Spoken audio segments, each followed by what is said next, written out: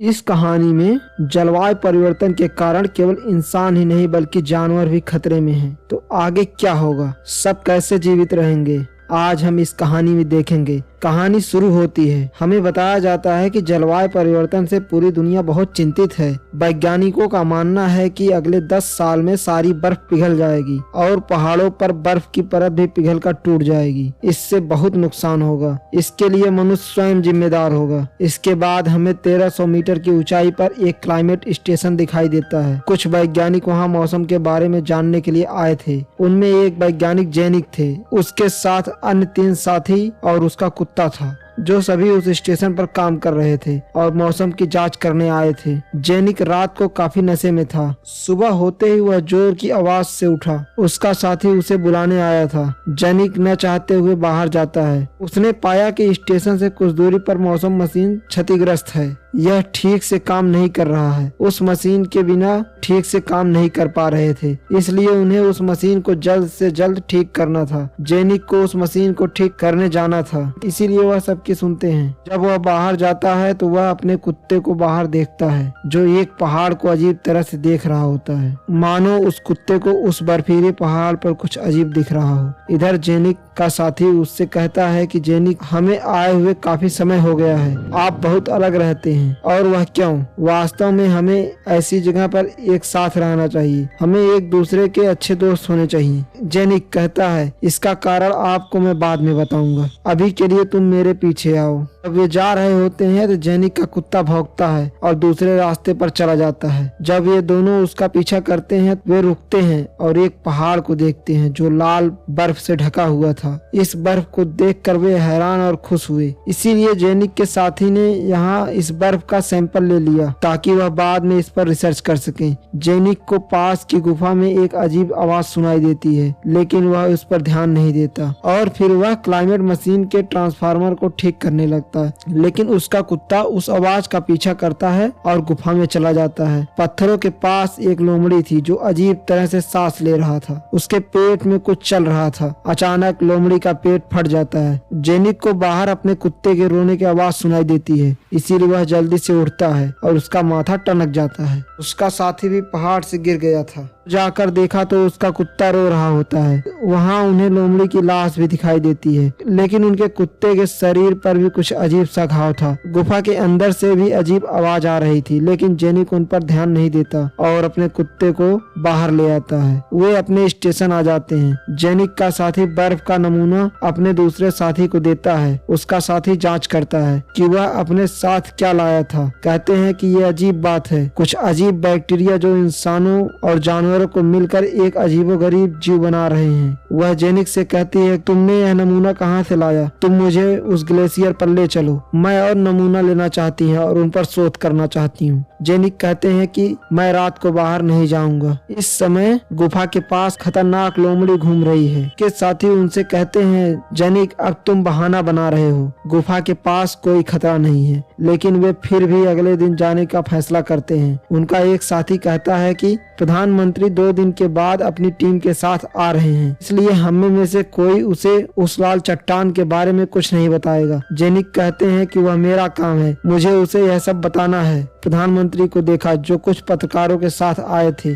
Genic का पुराना मित्र भी साथ था जिसका नाम टेंचा था, लेकिन जेनिक और वह अलग हो गए थे। टेंचा भी पहले पहाड़ों में काम करती थी। यहाँ स्टेशन पर जेनिक के साथी उसे समझा रहे थे कि तुम प्रधानमंत्री की टीम से कुछ नहीं कहोगे, क्योंकि यह उनकी यात्रा की तरह है, फालतू में भयभीत हो जाएंगे। तभी जेनिक के साथी भी उसे कोई नशीला पदार्थ दे देते हैं ताकि वह किसी को कुछ बता न सके। जेनिक को टेंचा का फोन आता है। वह कहती है कि कल सुबह हम प्रधानमंत्री के साथ पहाड़ों पर जाएंगे और तस्वीरें लेंगे। जेनिक बहुत अच्छा महसूस कर रहा था। लंबे समय के बाद मुलाकात टेंचा से होगी, लेकिन जेनिक की टीम चिंतित थी। क्या होगा अगर वह ये सब अपने दोस्त टेंचा को बता दे? जेनिक जब बाहर आता है तो उसे किसी के चलने की आवाज महसूस होती है। वह तुरंत अपने साथियों को बुलाता है। वह चीज जेनिक पर हमला कर देती है। जब उसके साथी बाहर आते हैं तो जेनिक सबसे कहता है, छिप जाओ, एक अजीब सी दिखने वाली लोमड़ी ने मुझ पर हमला किया है, जिसके सिर पर सींग भी थे।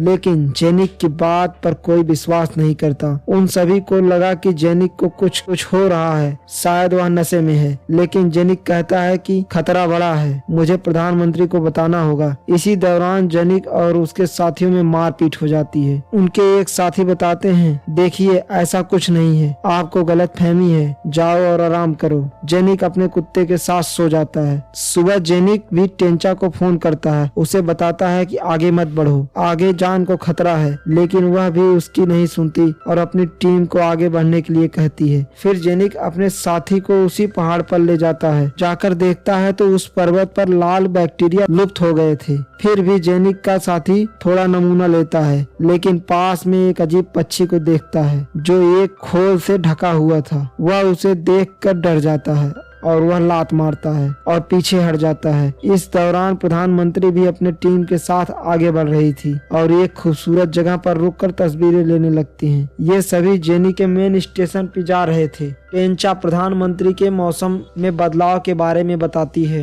ये सभी वहाँ खड़े होकर तस्वीरें ले रहे होते हैं। इसी बीच उनके एक कैमरामैन को मच्छर काट लेता है। जब उसने उस मच्छर को मारा तो उस मच्छर में एक अजीब सा लाल बैक्टीरिया था। उधर स्टेशन पर जब जेनिक और उनके साथी अजीबोगरीब कीड़े पर शोध कर रहे थे और वो हिलना शुरू कर देता है। इससे सभी डर जाते हैं। उसके साथी का कहना है कि उसमें वही लाल बैक्टीरिया है जो उस पहाड़ पे मिला था। उनका कहना है कि यह अजीबोगरीब कीड़ा लोमड़ी और मच्छर के डीएनए से बना है। यह एक लाल जीवाणु है जो जानवरों के डीएनए को मिलकर एक अजीबोगरीब जीव बना सकता है। वह कहती है कि पहाड़ पर जो लाल बैक्टीरिया था, जब इसकी बर्फ पिघली होगी तो इसके पानी में जरूर शामिल किया गया होगा और वह पानी लोमड़ी ने पिया होगा और उसे मच्छर काटा होगा। इन दोनों के डीएनए को मिलाकर एक कीड़ा बन गया है। जेनिक कहता है कि अगर कोई दूसरा जानवर इंसान को काट ले तो क्या होगा। वह कहती है कि अगर ऐसा होता है तो मनुष्य का दिमाग भी पशु जैसा हो जाएगा। जिसके बाद जेनिक अपने कमरे में चला जाता है और अपने कुत्ते को देखता है। वह समझ गया था कि उसके कुत्ते के पेट में कोई अजीब जीव है जो धीरे धीरे बढ़ रहा है। जेनिक ने टेंचा को फिर से फोन किया और कहता है कि जिस तरह से आप सभी आ रहे हैं, रेड बैक्टीरिया वाले जानवर का खतरा हो सकता है। आपको दूसरे रास्ते से आना चाहिए। टेंचा ने अपनी टीम को बताया। जब वह जेनिक से बात कर रही थी तो वह अपने कुत्ते के रोने की आवाज सुनती है। जेनिक से कहती है कि तुम कुछ मत करो, मैं आ रही हूँ, हम मिलकर उसे बचाएंगे। कैमरामैन जिसे मच्छर ने काटा, उनकी हालत भी खराब हो जाती है, लेकिन बेचारा सोचता है शायद थकान की वजह से उसके साथ ये सब हो रहा है। तभी यहाँ एक लड़की दौड़ते हुए दिखाई देती है जिसका पीछा लाल बैक्टीरिया वाला बाज कर रहा होता है। उस लड़की का पैर एक पत्थर से टकरा जाता है और वो गिर जाती है और वह खतरनाक चील बार बार उसके पैरों पर वार करती थी। वहाँ स्टेशन पर जेनिक अपनी टीम को बताता है कि मैं ये प्रधानमंत्री जी को बता दूंगा, लेकिन उनकी टीम के लोग उन्हें मना कर देते हैं और कहते हैं पागल मत बनो, लोग इस लाल बैक्टीरिया से डर जाएंगे और ड्रामा बनेगा।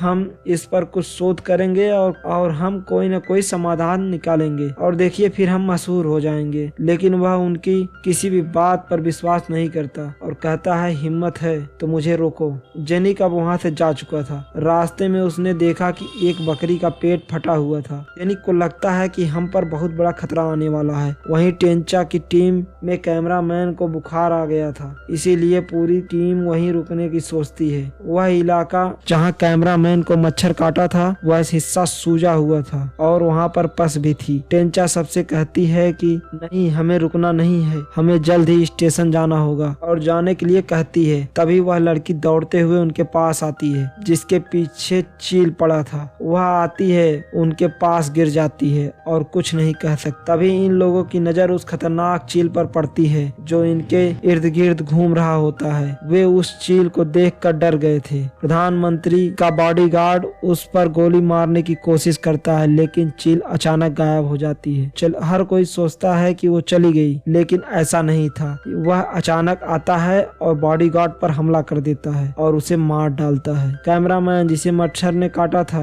वह डर कर यहाँ से भाग जाता है, लेकिन वहाँ जेनिक आ गया था जो सभी को बचाकर स्टेशन ले आया। वो लोग जल्दी से उस लड़की को लिटा देते हैं और उसका इलाज करने लगते हैं जिसे चील ने काटा था। लेकिन टेंचा की आधी टीम बाहर रह गई थी। टेंचा जेनिक को बताती है आपको जल्द ही मदद के लिए फोन करना होगा, इसीलिए आप कॉल करें। लेकिन जेनिक का साथी बताता है कि हमारे दोनों पार्टनर ने फोन ले लिया है जो दूसरे स्टेशन गए हैं और वे कल सुबह तक आएंगे। इसको लेकर जेनिक काफी नाराज हो जाता है और वह अपने साथी को मारता है और कहता है कि तुम्हारी वजह से हम एक समस्या में फंस गए हैं। यहाँ प्रधानमंत्री कहते हैं कि आप मेरे फोन का उपयोग कर सकते हैं, लेकिन वह उनसे कहता है कि इतनी ऊंचाई पर फोन के सिग्नल नहीं आते, हमें मदद के लिए एक सैटेलाइट फोन चाहिए। वो कुछ नहीं कर सके। तभी जेनिक अपने कुत्ते की आवाज सुनता है और वह बहुत ध्यान से देखने जाता है क्योंकि उसे ऐसा लगा कि उसके भीतर अवश्य कोई विचित्र प्राणी रहा होगा। यहाँ स्टेशन पर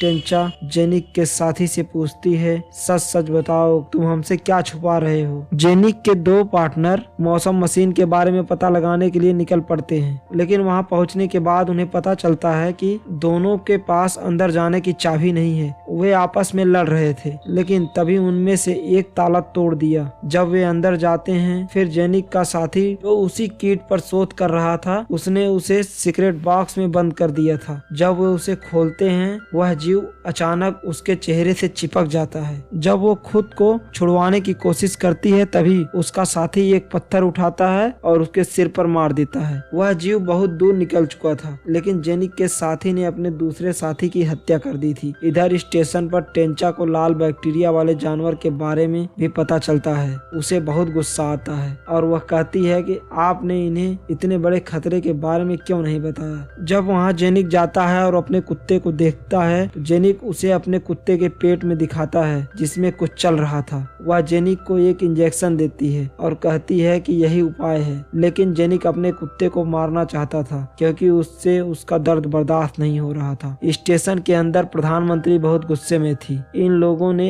उससे इतनी बड़ी बात छुपाई थी। वह जेनिक के साथी को पीटने लगती है, लेकिन जब जेनिक अपने दूसरे साथियों की तलाश में जा रहा था, तो दूसरे स्टेशन गए हुए उसके साथी अचानक बाहर आता है जिसे जेनिक ढूंढने वाला था। वह स्टेशन आया हुआ था और उसने अपने दोस्त को भी मार डाला था। वह आता है और कहता है कि जल्द से दरवाजा बंद करो क्योंकि मेरे पीछे एक बकरी है जो एक प्राणी में बदल गया है और मेरे पीछे मच्छर भी आ रहे थे। जब वो अंदर आता है तो दोनों जानवर अंदर आने की कोशिश कर रहे थे, लेकिन जेनिक दोनों को अंदर आने से रोकता है और दरवाजा बंद कर लेता है। वह अपने दूसरे साथी से अपने साथी के बारे में पूछता है जो उसके साथ बाहर गया था। वह सबसे झूठ बोलता है। वह कहता है कि वह नहीं जानता कि वह पहाड़ों में कहीं खो गया है और उसके पास एक फोन था। इसी बीच वह अजीब सी बकरी दरवाजा तोड़ने की कोशिश करती है। कोई साधारण बकरी नहीं थी, वह एक भयानक और शक्तिशाली बकरी थी जिससे पूरा स्टेशन दहल उठा था। वह 1 मिनट के लिए चुप हो जाती है, सब कुछ रुक जाता है, लेकिन अचानक वह दरवाजा तोड़कर अंदर आने की कोशिश करती है। उसके पास एक ढाल भी थी, लेकिन जेनिक से अकेले अंदर आने से रोक रहा था। प्रधानमंत्री आगे आती हैं और ड्रिल मशीन से उस बकरी के सिर में छेद कर देती हैं। सभी बहादुर प्रधानमंत्री की ओर देख रहे थे। उसने बकरी को मार दिया था और चैन की सांस ली। टेंचा बताती है कि टीम हमें बचाने के लिए कल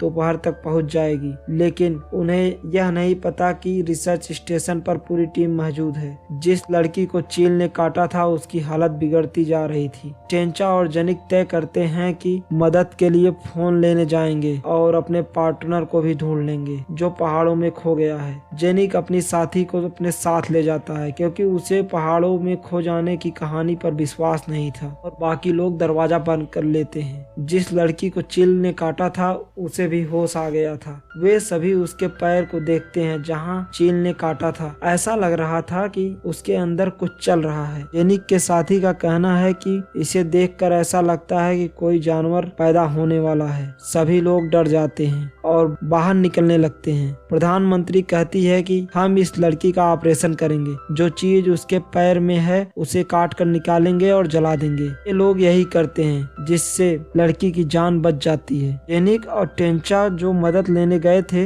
वो सोच रहे थे कि शायद हम उस लड़की को बचा नहीं पाएंगे। जेनिक का साथी यहाँ से भागने की कोशिश करता है, लेकिन जेनिक उसे बंदूक दिखाते हुए रोकता है और कहता है रुक जाओ, तुम ऐसे नहीं जा सकते। वहाँ स्टेशन पर सब शांत थे कि उसने उस बच्ची की जान बचा ली थी। तभी कोई जोर जोर से दरवाजे पर दस्तक देने लगता है। जब एक आदमी दरवाजा खोलता है, वहाँ दरवाजे पर कैमरामैन होता है जिसे मच्छर ने काटा था। उसके चेहरे पर अजीब से फफोला बन गया था। वह सबसे कह रहा था कि कृपया मुझे कोई बचा लो, कोई मुझे बचाओ। लेकिन तभी उसके अंदर से लाल से कीड़े निकलने लगते हैं। हर कोई डर जाता है, डर के मारे आग में गिर जाता है, जिससे उसके पूरे शरीर में आग लग जाती है और वह भाग जाता है। प्रधानमंत्री भी जल्दी से दरवाजा बंद कर देती है। जेनिक और टेंचा दूसरे स्टेशन पर पहुंच चुके थे, जहां जेनिक का साथी अपने दूसरे साथी को खोजने का नाटक कर रहा था, जिसकी उसने हत्या कर दी थी। जेनिक और टेंचा ने अपने साथी की लाश देखी। तब जेनिक का साथी बंदूक दिखाता है और उसे धमकाता है, तुम लोग इसके बारे में किसी को बताना नहीं। जब टेंचा उसके पास जाती है फिर उस पर भी वो तमंचे से हमला कर देता है और जेनिक को मारने की कोशिश करता है। इसमें एक गोली चली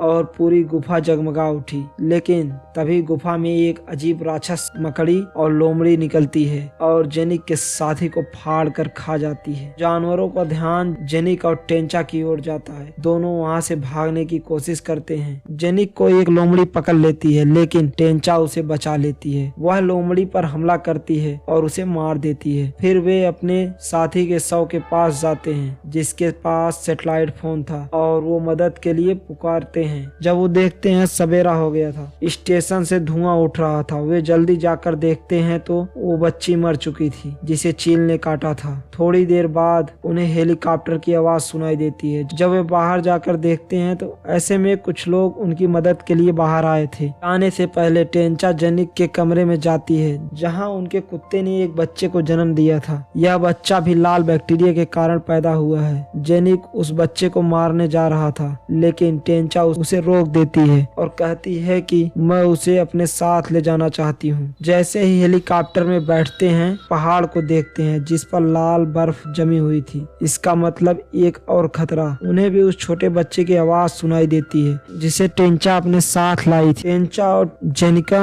एक दूसरे को देखते हैं। उन्हें आने वाले खतरे का आभास हो गया था, जिसे वे अपने साथ ला रहे थे। और इसी के साथ इस फिल्म की शानदार कहानी यहीं खत्म हो जाती है। Thank you for watching mystery world.